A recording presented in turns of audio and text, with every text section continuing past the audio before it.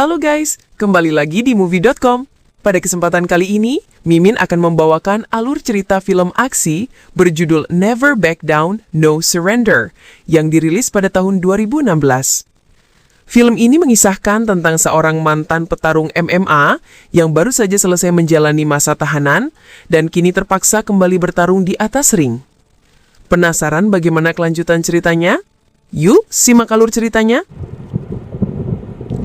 Film dimulai dengan dua orang yang sedang bertanding boxing, di mana ronde pertama berjalan lancar bagi petarung bernama Case Walker.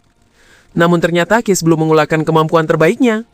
Hal ini dikarenakan sang pelatih sekaligus manajernya telah mengatur agar pertandingan ini hanya jadi tontonan semata untuk memanjakan mata penonton. Case yang sudah muak dengan hal ini, akhirnya memutuskan untuk bertarung dengan maksimal di ronde berikutnya.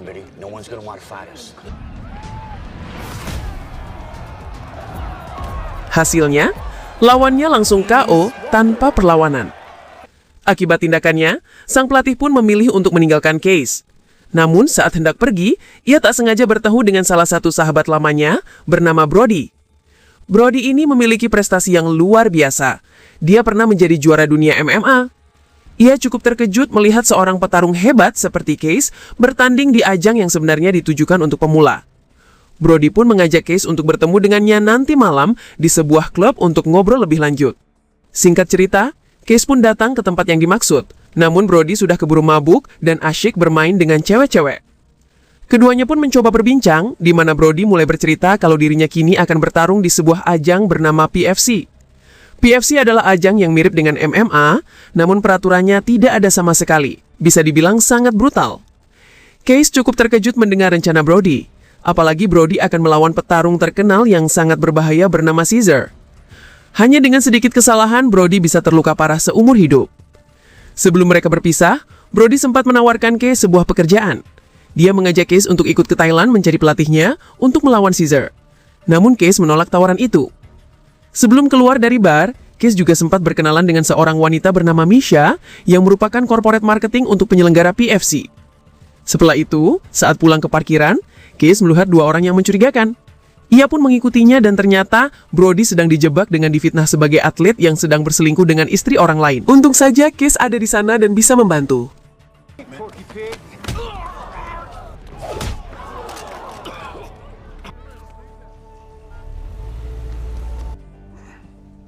Akibat kejadian semalam, pagi harinya Brody langsung memohon agar Case mau ikut ke Thailand. Setidaknya, jika tidak sebagai pelatih, bisa sebagai mentornya, karena Case terkenal sebagai pria yang memiliki prinsip teguh. Setelah berpikir sejenak, Case akhirnya menerima tawaran itu. Mereka pun berangkat ke Thailand karena pertandingan akan dimulai sekitar 2 bulan dari sekarang. Brody pun berpamitan kepada istri dan kedua anaknya. Ngomong-ngomong, kenapa sih petarung sekelas Brody mau bertanding di ajang PFC yang jelas-jelas sangat berbahaya? Jawabannya tak lain karena bayaran yang fantastis. Untuk sekali pertandingan, ia dibayar 2 juta dolar atau setara dengan 30 miliar rupiah. Seperti biasa, sebelum pertandingan diadakan, ada press conference untuk menaikkan antusiasme publik terhadap ajang ini. Pimpinan dan pengelola ajang PFC, Hugo Vega, memimpin jalannya acara tersebut. Namun, tiba-tiba, lawan Brody, Caesar, mendadak marah besar ketika seorang wartawan mempertanyakan kasus KDRT yang pernah ia lakukan terhadap mantan istrinya.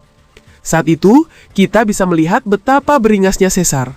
Sampai-sampai membuat petarung sehebat Brody sedikit khawatir dengan hasil pertandingannya nanti.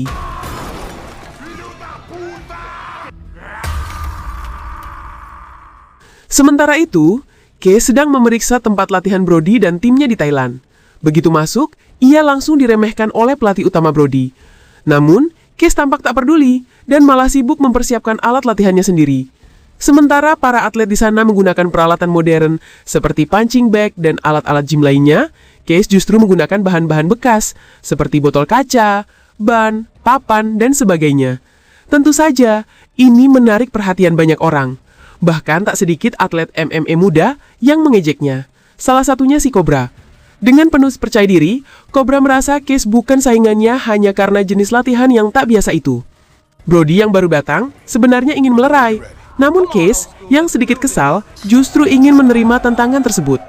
Pada akhirnya, pertandingan pun digelar. Dan gerakan-gerakan jurus karate yang tadi Case perlihatkan saat latihan ternyata sangat efektif untuk mengalahkan musuhnya.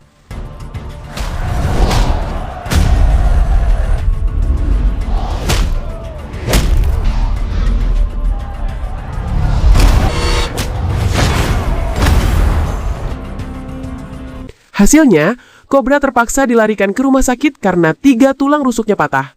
Sekarang, tak ada lagi yang meragukan kemampuan dari Case Walker. Case was undefeated in 42 fights. Keesokan harinya, Case pergi jogging dan singgah ke tempat Brody untuk mengajaknya berlari bersama. Namun setibanya di sana, bukannya Brody yang sedang siap-siap latihan, ia malah asyik dengan wanita. Lebih buruk lagi, sudah beberapa hari Brody terlihat bermalas-malasan setiap kali datang ke tempat latihan. Akibat kekalahan Cobra kemarin, Vega pun datang ke tempat latihan untuk menemui Case. Ternyata mereka berdua sudah saling kenal sejak lama. Tanpa basa-basi, Vega langsung menawarkan Case untuk menggantikan posisi Cobra di pertandingan berikutnya.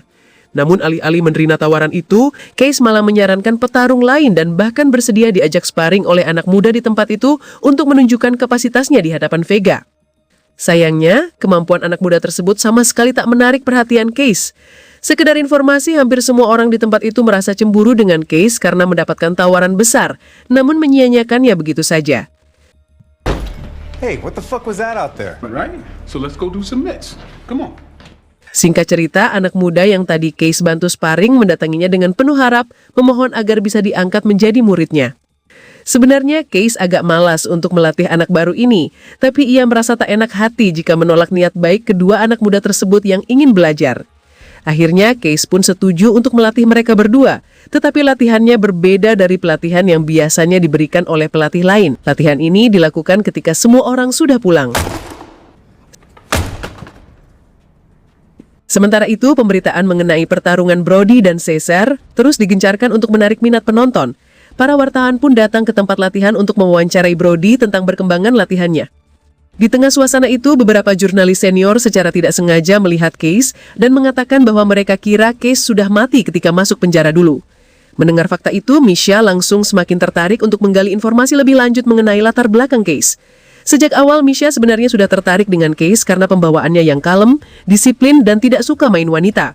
Tanpa basa-basi, ia mengajak Case untuk makan malam bersama di restoran keesokan harinya. Saat kembali ke penginapannya, Case pun meminta saran kepada kedua muridnya tentang pakaian apa yang harus dikenakan untuk kencan. Sudah lama sekali ia tidak terjun ke dunia cinta. Colorful, isn't it? Nah, man, this is what's up.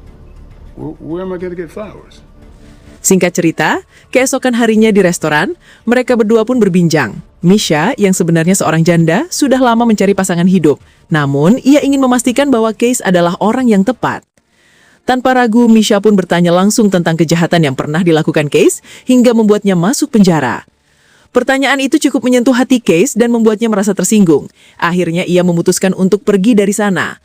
Saat keluar dari restoran, pelatih Brody kebetulan melihat mereka dan sadar bahwa Case baru saja berkencan dengan Misha. Ternyata, siang itu Brody dan Vega mengadakan pertemuan mengenai perilaku Brody yang dianggap tak mempersiapkan diri dengan maksimal untuk menghadapi Caesar. Hal ini bisa membuat penonton kecewa besar pada hari H nanti. Agar persiapannya lebih maksimal, Vega pun menyuruh Brody untuk mengkonsumsi berbagai pil doping melalui kenalan-kenalannya. Tekanan demi tekanan membuat Brody semakin stres, apalagi ketika ia tahu bahwa Misha tertarik pada Case. Brody yang sejak dulu sudah mencoba mendekati Misha namun selalu ditolak, kini merasa semakin tertekan. Akhirnya di tempat latihan, ia memaksa untuk sparring dengan Case. Namun, Case mengira kalau sparring kali ini akan berubah menjadi pertandingan sungguhan.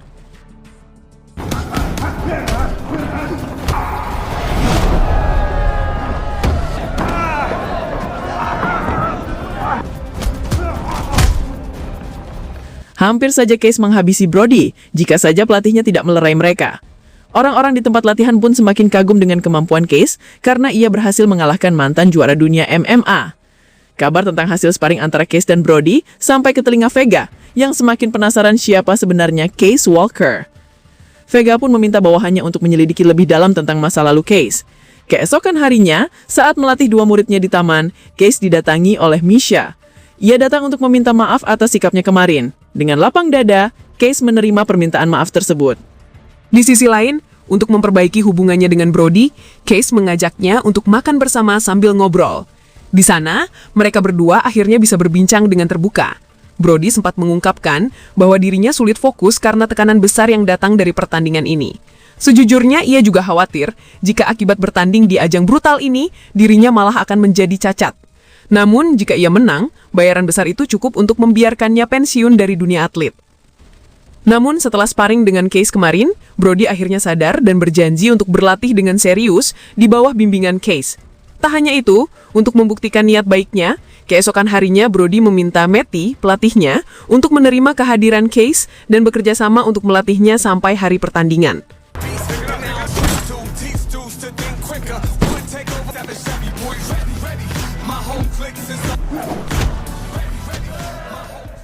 Hari-hari Brody Kun kini dipenuhi dengan latihan ketat.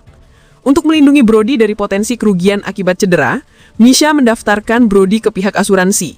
Namun ia sempat ragu, karena diam-diam Brody masih mengkonsumsi pil doping.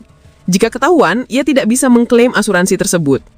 Malam itu, Case dan Misha menghabiskan waktu bersama untuk menebus kesalahannya kemarin dengan mencoba berkencan untuk kedua kalinya. Di penghujung malam, Misha sebenarnya sudah memberi kode agar Case masuk ke rumahnya, namun karena malu, Case malah tak berani melangkah lebih jauh. Ia pun menyesalinya ketika kembali ke penginapannya. You are an idiot. All you had to do. Keesokan harinya, salah satu staf Vega tiba-tiba datang menghampiri Case dan menawarkan sebuah kontrak untuk ditandatangani. Dengan percaya diri, Vega mengira Case bakal langsung menyetujui tawarannya, hanya karena nilai kontrak yang cukup besar. Belum lagi, dengan sombongnya, Vega hanya menyuruh stafnya yang mengantarkan kontrak itu, bukan dirinya sendiri. Namun hal ini justru membuat Case marah. Ia mencolet-colet isi kontrak tersebut dan meminta salah satu muridnya untuk membawanya kembali ke sana. Vega sama sekali tak menyangka ada petarung seperti Case yang berani menolak tawarannya. Ia pun meminta stafnya untuk menggali lebih dalam mengenai masa lalu Case. Beberapa hari kemudian, sebuah video lama mengenai Case yang melawan polisi tersebar luas. Dari video tersebut, terlihat bahwa Case seakan-akan dijebak oleh seseorang yang membuat polisi ingin menahannya, namun Case justru memberikan perlawanan. Video ini menjadi viral dan mencapai 20 juta views dalam satu hari. Wartawan pun datang ke penginapan untuk melakukan wawancara.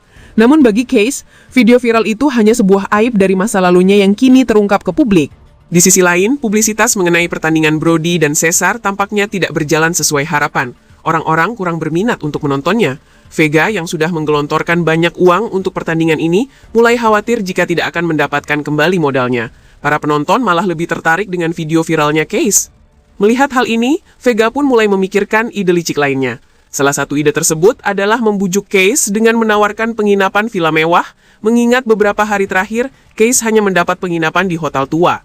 Singkat cerita, ketika sampai di tempat latihan, Brody terlihat sedang asyik berlatih teknik kuncian bersama orang baru yang belum pernah dilihat Case sebelumnya. Case pun bertanya kepada Matty, karena hal ini cukup berbahaya, dan jika sembarangan, Brody bisa saja cedera. You look too sick. Shit. Akhirnya Brody cedera dan terlihat khawatir, karena sekarang dirinya harus membayar biaya penalti yang Vega bebankan. Pertandingan pun tak mungkin diundur, karena itu hanya akan memperbesar pengeluaran penyelenggara. Namun, Case menenangkan Brody dan memberitahunya bahwa asuransi yang mereka daftarkan sebelumnya akan menanggung kejadian ini. Brody tetap ragu, karena selama ini ia sudah melanggar aturan dengan mengkonsumsi pil doping sebelum latihan. Case hanya tersenyum mendengar hal itu, karena diam-diam, sejak awal ia sudah menyabotase obat-obat doping Brody dan menggantinya dengan vitamin. Steroids.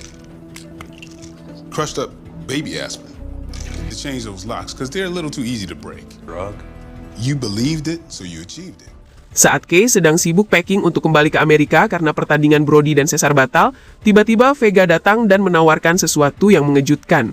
Vega mengajak Case untuk menggantikan Brody dalam pertandingan melawan Caesar dengan kontrak senilai $1 juta untuk sekali pertarungan. Tawaran ini tentu sangat menggiurkan, mengingat ini hanya untuk satu pertandingan saja. Case pun tertarik. Facing him will be veteran fighter Case Walker.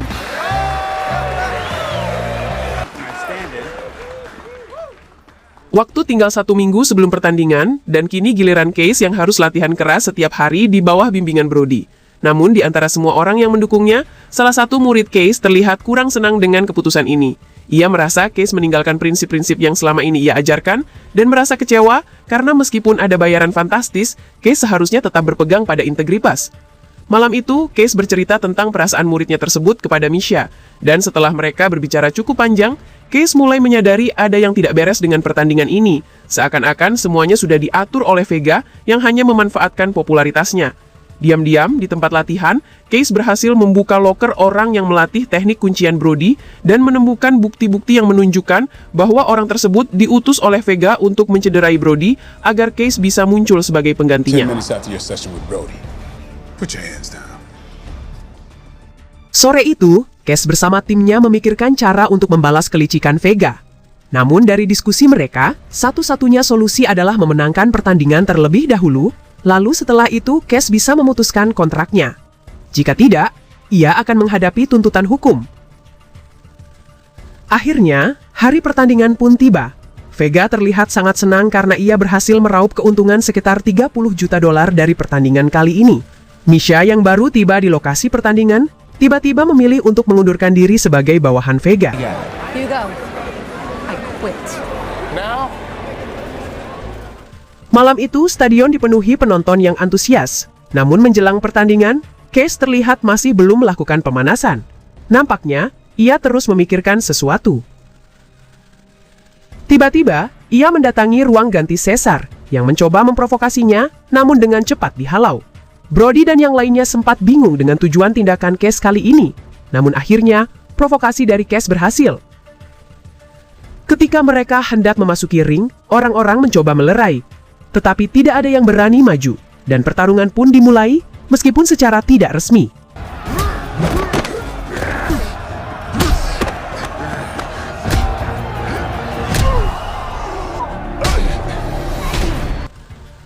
Pertarungan berjalan sengit, namun Case cukup kesulitan karena perbedaan tinggi dan berat badan mereka yang terpaut cukup jauh.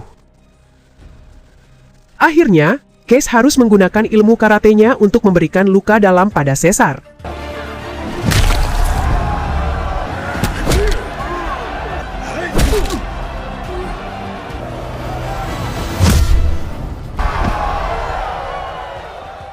Dan dengan itu, Case berhasil memenangkan pertarungan. Vega sendiri berjanji akan menuntut Case karena telah merugikan dirinya. Pihak stasiun TV dan sponsor lainnya juga meminta uang mereka dikembalikan. Namun, Case terlihat tenang, karena jika Vega menuntutnya, ia juga berjanji akan menuntut balik dengan bukti-bukti yang ia kumpulkan terkait kecurangan Vega terhadap Brody. Di sisi lain, meskipun pertandingan tidak dilakukan secara resmi di atas arena, orang-orang di sana tetap bersorak gembira atas kemenangan Case. Dan dengan begitu, film pun tamat. Terima kasih telah menonton, jangan lupa komen, like, dan subscribe.